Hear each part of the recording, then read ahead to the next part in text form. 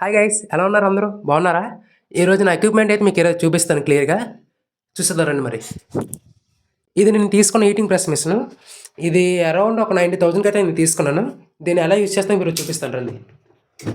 ఇక్కడైతే power button ఉంటుంది, అది ఈ విధంగా ఆన్ చేసుకోవాలి, గుర్తించుకో.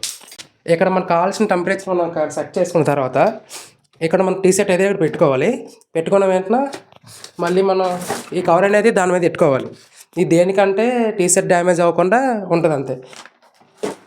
ఇంకా సింపుల్గా ఇలా పెట్టేస్తాం. ఆటోమేటిక్గా టైం అయిపోయి కదా సౌండ్ వచ్చేది, మనకి ఇంకేం పని ఉండదు. తీసుకొని ఇలా టీ షర్ట్ అయితే తీసుకుంటాం. ఇది అనమాట మ్యాటర్.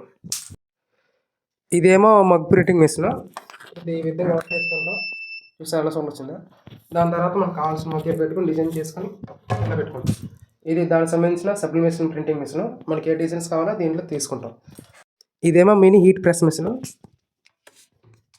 ఇది దేనికి యూజ్ చేస్తామంటే ఇలా టీ షర్ట్ మీద మన బ్రాండ్ని రుద్దడానికి ఇలా యూజ్ చేస్తాం అంతే. దీనికి ఇంకేం పని లేదు.